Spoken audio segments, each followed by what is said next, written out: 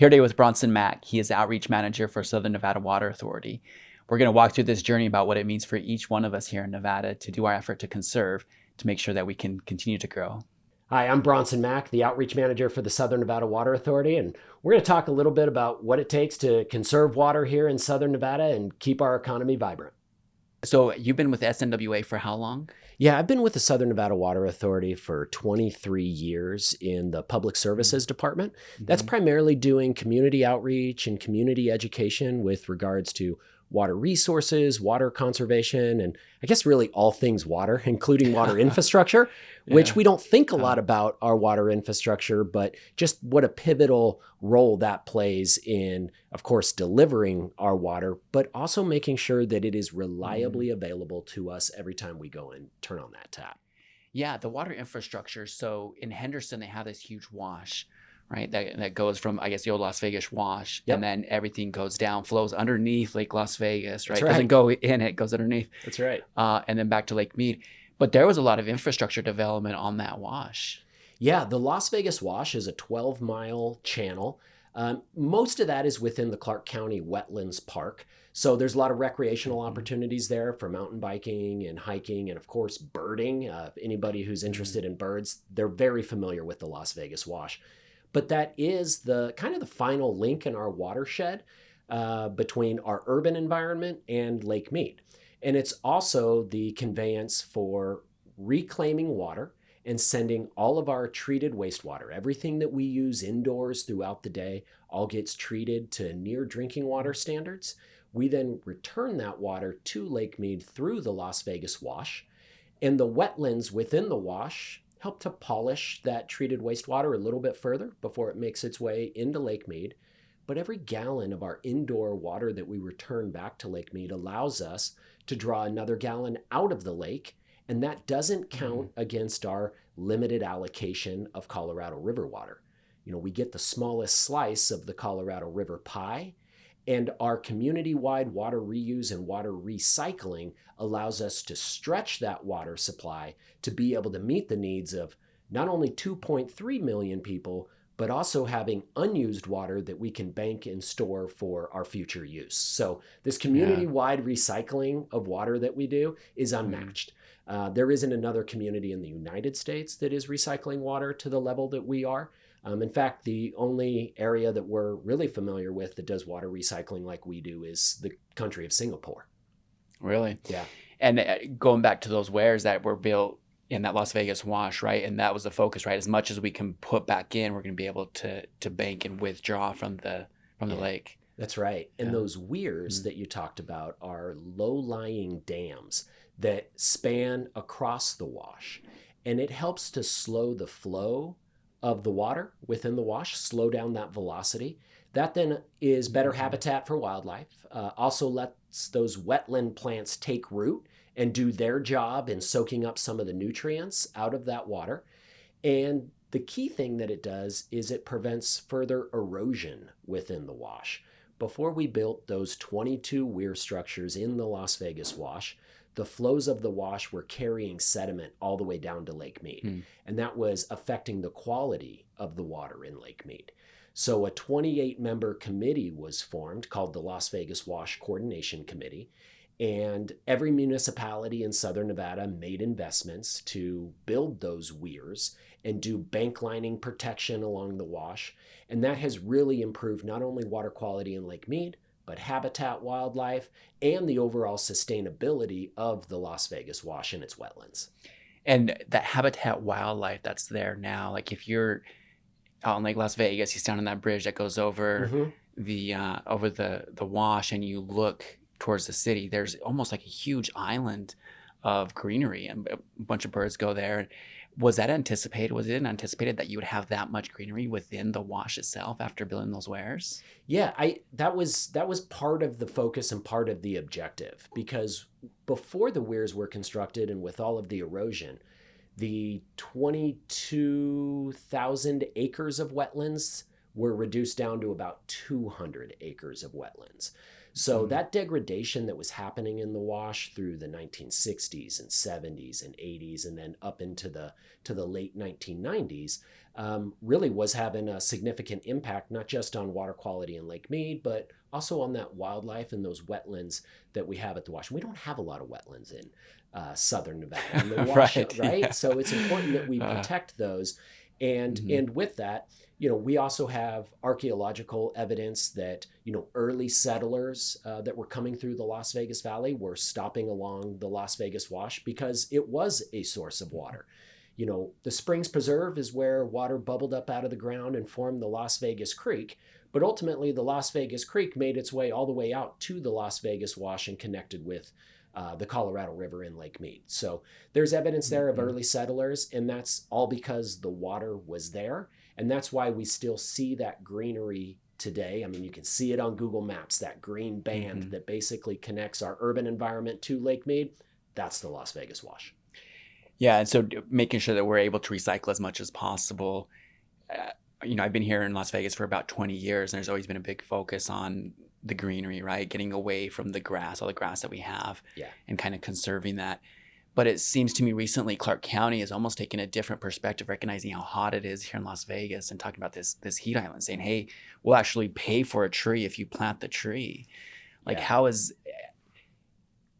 has the effect on recycling the water affected the heat island that we have here in Vegas, or no, is that completely separate? Those are two separate things because all of the water we recycle is the water that we used indoors. So it's everything that went down the drain when you took a shower, flushed the toilet, brushed your teeth, did your laundry, did your dishes. All of that water sustainably recycled back to Lake Mead. It's the water that we use outdoors that we only get to use one time. We call that consumptive water use. And we consume water in Southern Nevada outdoors. And it's pretty much in one of three ways. Either our landscape irrigation, and let's keep in mind that everything that is growing in our valley here, if it's green and it's growing, it is being irrigated. And it's being irrigated with our water supply. So outdoor irrigation is our number one consumption of water. Number two is evaporative cooling. Large buildings, high schools, elementary schools, casinos, all of our large buildings, even Walmarts, they all have evaporative cooling. And that is a cooling system that's a little bit different than the cooling systems we have on our homes. Our home cooling systems don't consume any water. It uses a refrigerant to be able to cool that air. But in a large building, evaporative cooling has been the standard. And that is literally taking our drinking water, blasting that drinking water in a mist as the hot air is pulled out of the building, pushes that hot air through that mist of water to cool that air, and then return it back into the building. Through that process, there's water evaporation that happens. And we all experience this when we get out of the swimming pool in the middle of summer and suddenly we get a little bit of a chill. That's because the water is evaporating off of our skin and it's causing that cooling effect. The third way that we consume water is for any homes or businesses that are on septic systems. This is water that goes onto that property, whether it's used indoors or outdoors, it doesn't get returned back to our municipal water supply. So we've really focused our conservation efforts here in Southern Nevada on our outdoor water use, that consumptive water use, because we recycle all of the stuff we use indoors. So we make conservation very easy. But as a result of that, we've had to look at what are the biggest water users outdoors. And grass, by far, number one, with a bullet, top of the Casey Kasem top 40 list, grass is the largest water user in our valley. In fact, for a single square foot of grass to survive in the Mojave Desert, it requires 73 gallons of water per year. Now you think 73 gallons, that's not too much, but that's every square foot of grass. And 73 gallons on a single square foot of grass is a column of water that's 10 feet tall. That's the height of an NBA basketball hoop. We don't have a lot of swimming pools in Las Vegas that are 10 feet deep. So as you look around the valley and you see every patch of grass, consider that patch of grass is under 10 feet of water to survive every single year. Whereas drip irrigated trees and plants, which provide more diversity for habitat and wildlife and provide shade, that uses 18 gallons per square foot per year. That's about 3 feet of water. So we get a lot of bang for our buck and big water savings by converting from grass to drip irrigated trees and plants. But with that, there is the potential of increased heat. Las Vegas is obviously extremely hot. We are the driest city and the driest state in the nation. We don't get enough precipitation here. And as a result of that, all of the hardscapes that we have in our valley, all of the asphalt, all of the concrete, all of the rooftops, the parking garages, anything that is a hardscape is absorbing heat during the day and then radiating that heat at night.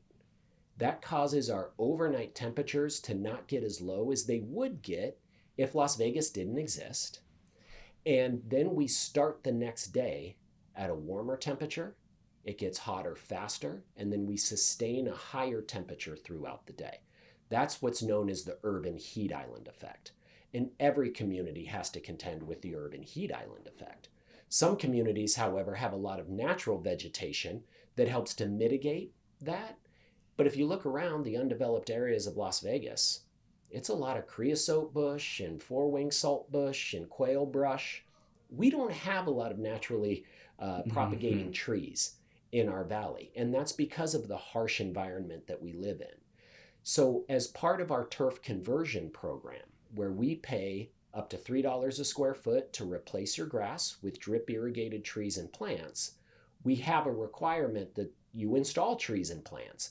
And that requirement is to provide a 50% shade canopy over the property when you replace that grass. That is to help mitigate the impacts of the urban heat island. So we have found that just the replacement of the grass and the installation of more trees and plants isn't necessarily causing more contribution to the urban heat island, but the more trees that we can install, the more shade that we can provide, will help to reduce those impacts over the long term. And Las Vegas is already hot enough. Yeah. Let me ask about this with regards to the numbers with water usage for the grass versus shrubbery or for trees. So I guess the goal with shrubbery or trees is to get square footage that's provides shade or provides cover for the ground. So when you're calculating, is that 18 square feet or 18 cubic feet per? What was that number again for the trees, for the irrigation of the trees? The difference between irrigating grass and irrigating trees is about 55 gallons per square foot. So when we take out grass and we install trees and plants, we're saving 55 gallons per square foot of grass that gets replaced. And then that for the canopy of the tree or the coverage of the bush, or is that just for the root system? It's just for the root system. So a tree, a landscape where you have trees and plants on drip irrigation, it's going to use about 18 gallons per square foot per year. And that really is just looking at the coverage for the root zone that is necessary for those trees and plants. So it is big water savings going from grass landscaping to drip irrigated landscaping. And if you're installing plants that flower, the bees, hummingbirds, and all of the other pollinators that will be visiting your yard, thank you for giving them a food source. Yeah, so and that's a huge, that's 1/3, right? 1/3 of the water costs that we have to expend to get the grass in there. Yeah. To bring down the temperature. Yeah. So how have those efforts been going and trying to get people to plant those shrubberies and those trees, and with Clark County coming in and saying, hey, we'll pay for the trees? So through our program, we've seen more than 250 million square feet of grass replaced with drip irrigated trees and plants. That's enough grass to stretch a strip of sod all the way around the circumference of the earth.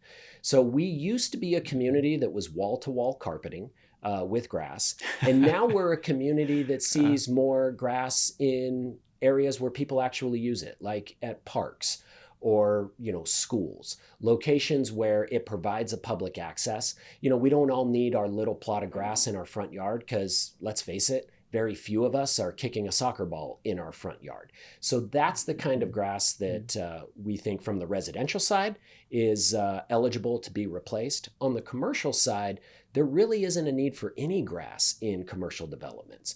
You don't need grass at a business park, and you don't need grass at a dentist office when drip irrigated trees and plants will provide just the same aesthetic and make your property more water efficient than it is today.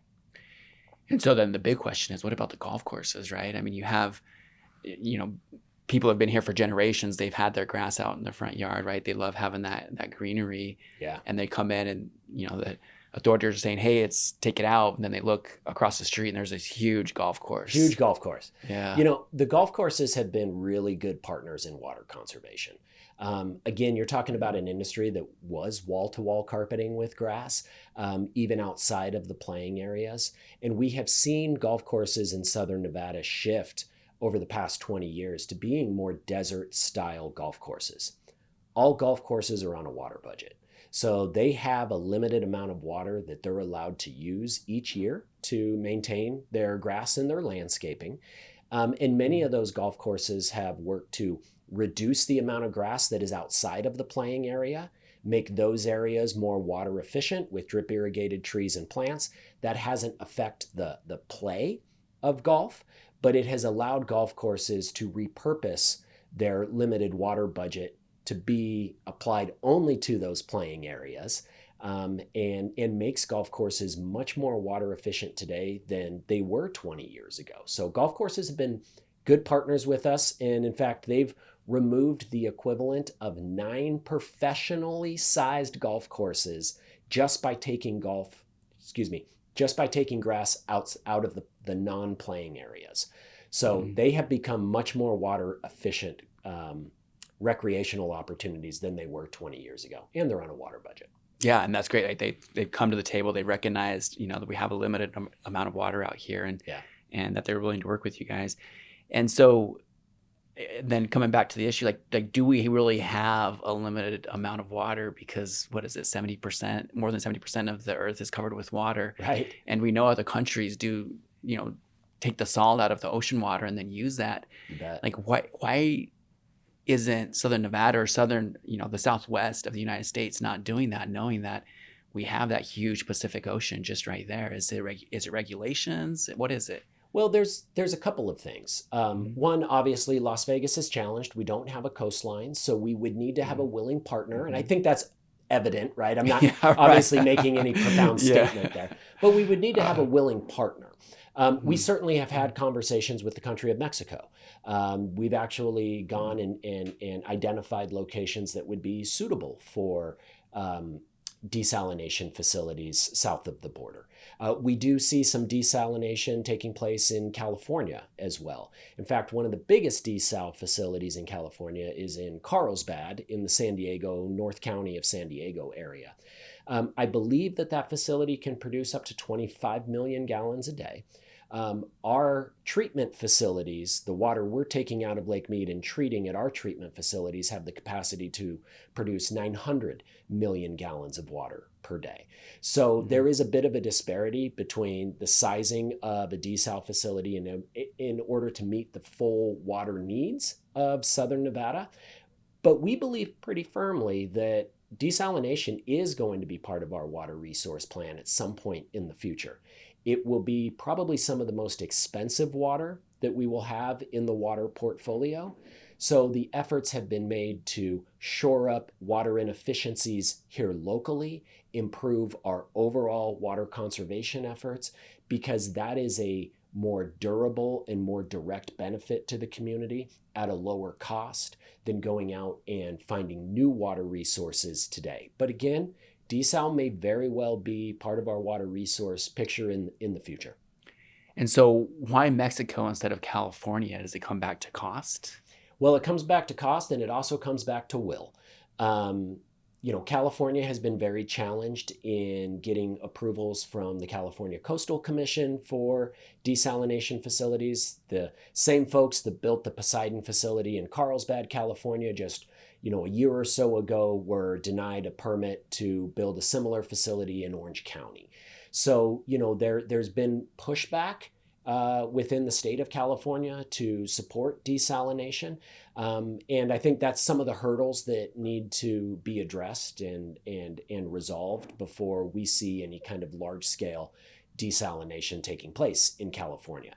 Now, in the country of Mexico, at least at the times we were having those conversations with the country of Mexico, there wasn't that same level of resistance. There was more open and understanding of developing a new water source and what that benefit could be to those communities in the country of Mexico. But again, all of these conversations have been really just sort of talking about the concepts of being able to do desalination.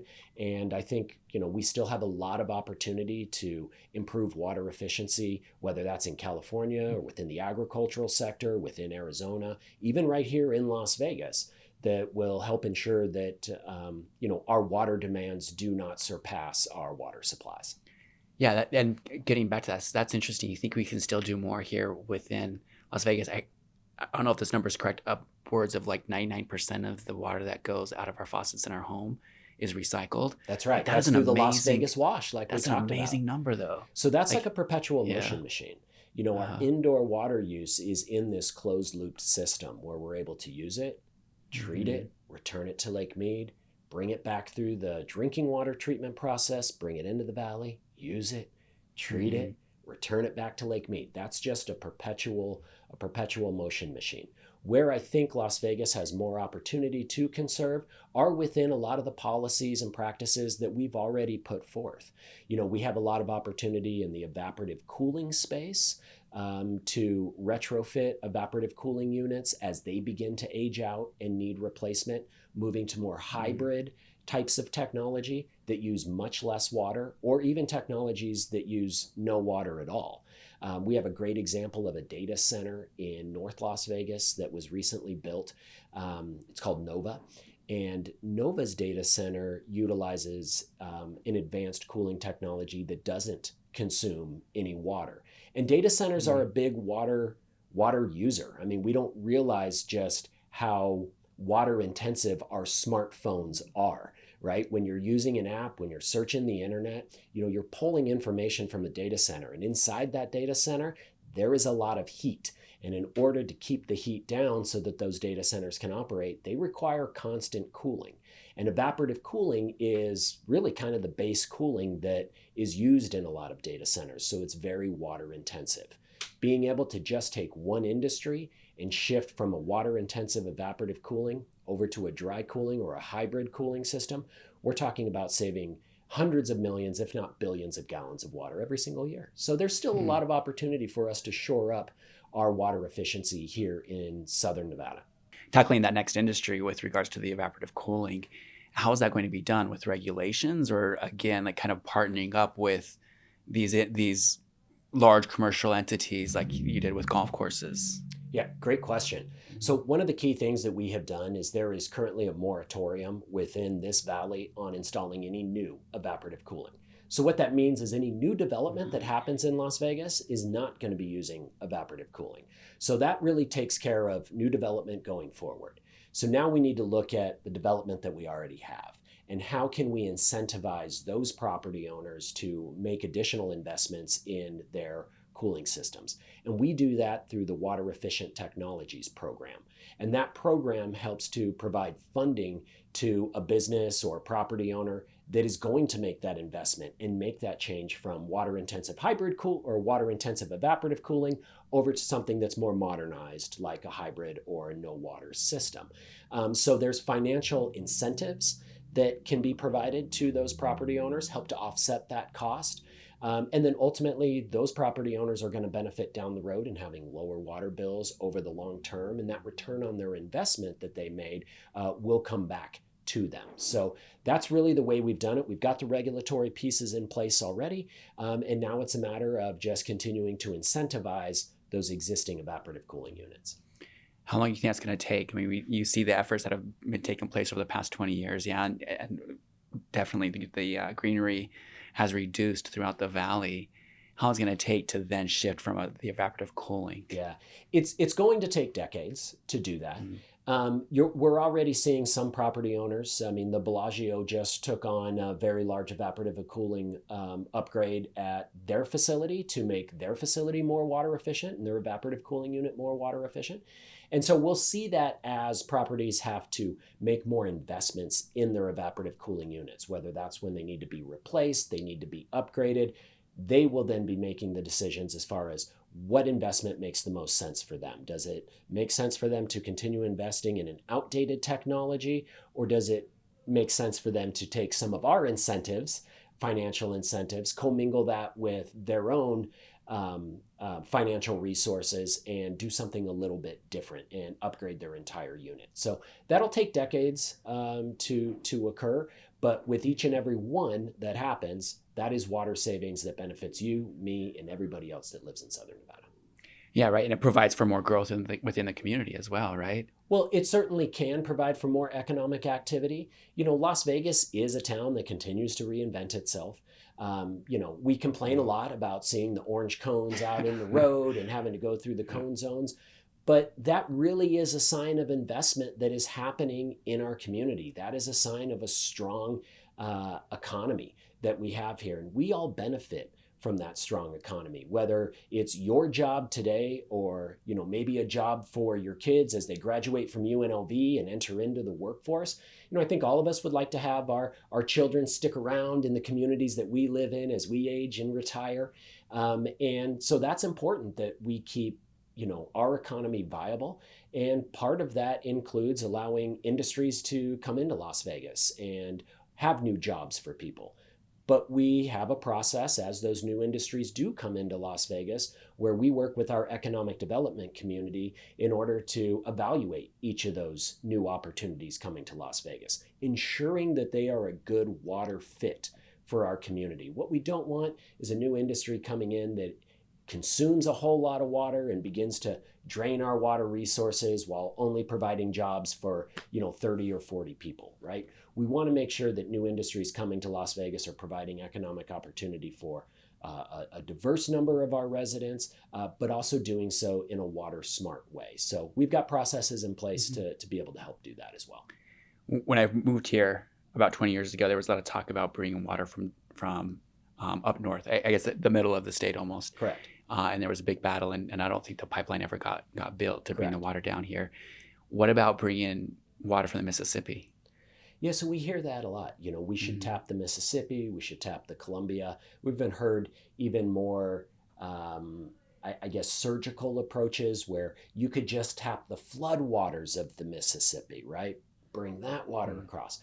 Well, as you indicated, the Southern Nevada Water Authority did have plans to develop unused groundwater in east central Nevada and pipe that water about 300 miles within our own state to Las Vegas to provide a secondary water supply for the community. As you indicated, that was met with a lot of opposition. We went through a number of hearings, and we could see the writing on the wall with the appeals process and everything else. And so the Water Authority removed that project from its water resource plan. Now, that was building a 300-mile pipeline within our own state. And now we consider having to build, thousands of miles of pipeline across multiple states, across crazy topography, mountain ranges and plains. You're now talking about something that would require a significant federal investment, federal support. And, you also have communities that are already using the Mississippi or are using the Great Lakes or are using the Columbia River. And our expectation is they're going to be very resistant to allowing that water to leave that watershed and go to another watershed. So while it's a good idea in concept, the execution of it is much larger than I think any of us ultimately realize. And when we just look at being able to reduce inefficiencies within our own community and generate millions and millions, if not hundreds of millions of gallons of water savings every single year, that's a much wiser investment of ratepayer dollars and those dollars that we all pay on our water bills. Yeah, and like you said, there's more options, right? Starting to focus more on the conservation, maybe even looking at taking the salt out of the water from the ocean, whether or not it's in Mexico or if there were other agreements that you could make somewhere else, potentially in California. Yeah, and we also have water rights on the Virgin and the Muddy River, which are tributaries into Lake Mead. So there is still opportunity there for development of some of those additional water resources to be able to further supplement our Colorado River supplies. But as long as we continue to conserve, our 50-year water resource plan demonstrates that if we can meet our conservation goal of 86 gallons per person per day by 2035, and we can sustain that at 86 gallons per person per day, we'll be able to continue to live within our Colorado River supplies over the next 50 years. That's even taking population projections into account. So conservation is really the fulcrum on which we balance water supplies with water demands, not just for today, but for the next half century. And where is the population number, half a century? Where do your models get to? Yeah, we get from where we are today at about 2.3 million. We are planning and modeling out for anywhere from 3.3 million up to about 4.2 million. So yeah, we not only take that population projection that we get from UNLV's Center for Business and Economic Research, but we also layer on another 10 to 15% of additional population growth. So that when we're doing that modeling, we're taking a very conservative look at what water demands could potentially be. And through that, we're able to identify that, hey, if we meet our conservation goals, we can live within our Colorado River water supplies. But we've also looked at some new partnerships. And we've got a partnership right now with the Metropolitan Water District of Southern California. We talked a little bit about how we recycle water here in Las Vegas.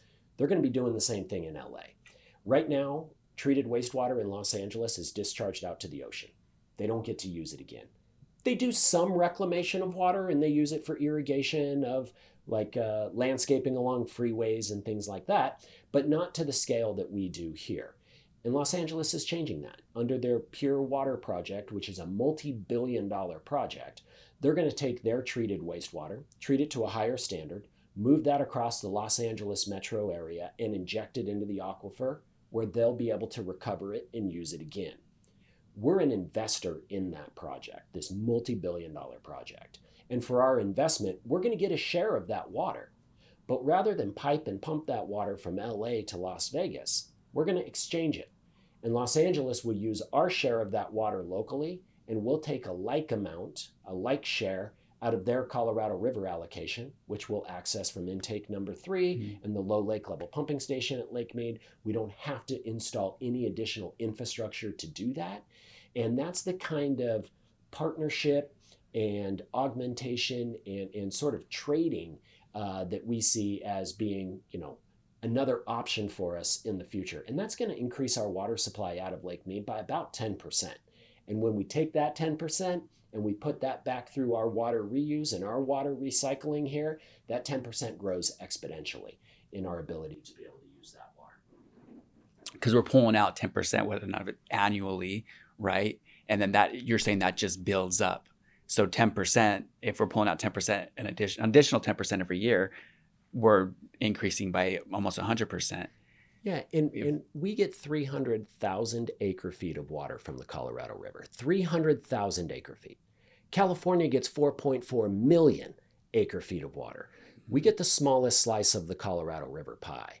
And so of that 300,000 acre feet, if we can add on another 30,000, another 10% to that water supply, when we move that through our water recycling, that additional 10%, that'll grow, like I said, exponentially. That 30,000 acre feet can actually be turned into closer to 60 to 70,000 acre feet of water. Because again, we're recycling and reusing that water. So even just increasing our water supply a small amount, based on the efficient water management that we do, we're able to take that small amount of additional water and stretch that into even more water for the valley. So I know several years ago, I think it was the Federal Bureau of Water Reclamation, they were actually funding projects in Mexico to help with the irrigation, help kind of eliminate some of that water that leads to erosion or just gets soaked up. Was that the same kind of agreement partnership with Mexico? Hey, we're going to bank some of this water back in the United States? So that was a little bit different. And Mexico had experienced a very significant earthquake in the early 2000s. And that earthquake damaged a lot of their irrigation infrastructure, a lot of their agricultural infrastructure to move water to their fields to grow fruits and vegetables. And through that, Mexico asked the United States if they would be able to store water in Lake Mead. Prior to that, Mexico was not allowed to store water in Lake Mead. In fact, nobody was allowed to store water in Lake Mead. Any water left in Lake Mead was just left in Lake Mead. You didn't get credit for it. And so the US and the 7 states that share the Colorado River entered into an agreement with Mexico that allowed Mexico to store water in Lake Mead. That afforded them the ability to make the repairs that were necessary over multiple years to their irrigation systems. And it also helped keep lake levels in Mead higher. And through that, then all of the states in the lower basin, Arizona, California, and Nevada, were able to also enter into agreements with the federal government to allow us to all store our unused water in Lake Mead as well. So Lake Mead, in conjunction with that action and other actions that have conserved water on the lake, Lake Mead is something on the order of 60 to 70 feet higher today than it would be had those actions not been taken. So what we've seen happening between the states and Mexico and the federal government has been more flexibility in how the river is operated, more flexibility in being able to store water in Lake Mead and recover that water in the future. And all of that has helped to keep lake levels in Mead much higher, which is of critical importance to us here in Las Vegas. Obviously, we have recreational opportunities on Lake Mead, but before we installed intake number 3 in the low lake level pumping station, there was the potential that Lake Mead would drop below our existing intake system. We would basically be sucking air, and we would be losing half of our capacity to bring water into this valley. And that's why this valley chose to invest $1.5 billion in building a third intake, a deep water intake, 3-mile long tunnel underneath Lake Mead, and a low lake level pumping station that allows us to pump the full elevation of the lake. Those two things now provide us with access and security to our water supply.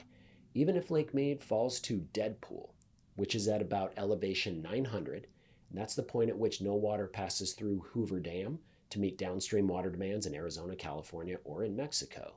If Lake Mead fell to dead pool, intake number 3 in the low lake level pumping station secure our access to the water that remains in Lake Mead. So a big investment that was made. And when you think about it, it really is a big adaptation to climate change. Climate change is what is affecting the Colorado River. If you have any questions about climate change and whether or not climate change exists, just look at the flows of the Colorado River. The warmer, drier conditions we've been experiencing have affected the snowpack. It's dried out the soils. So then when that snowpack runs off, a lot of that water gets absorbed into the soils before it makes its way into Lake Mead. And that reduces the flows of the river, as well as the snowpack itself. If we have low snowpack, less runoff, less flows into the river. This is why we have seen Lake Mead drop about 150 feet since the turn of the century, the year 2000. So all of these efforts taking place here, propping up Lake Mead as much as we can, that has a direct benefit to us here locally as well. Yeah. I'm so grateful to be able to come and talk about this and kind of open my eyes to see like the efforts that there really are magnificent efforts that Nevada has done, and to be able to not even do it ourselves, but then invest in the other states, right? Like California, like you're talking about, to then kind of bank some more water for us. What an amazing opportunity for Nevada to continue to grow. Well, and it really comes down to us. It comes down to the public. It comes down to Southern Nevadans, those of us who every single day are doing something to conserve water. Because, as our general manager, John Ensminger, says, conservation is a journey. It is not a destination. And the conservation that we did yesterday is wonderful, but it's about the conservation that we're going to do today. And this is why we have watering restrictions, changing your sprinkler clock. This is why we have seen Southern Nevadans take out more than 250 million square feet of grass and replace it with more water efficient landscaping. This is why we see people going to a commercial car wash that recycles the water rather than washing the car in their driveway. It's all of these little things that we as Southern Nevadans have done that has allowed our community to be that model of water conservation. So, yep, you've got the water agencies involved in this. We've got our elected officials involved in this. But when it comes down to it, it comes down to you and me and your neighbors and the individual that is checking you out at the grocery store, everybody that lives here that is doing their part to really embrace this conservation ethic and allow our community to continue to thrive economically. Yeah, thank you. Yeah. Yeah.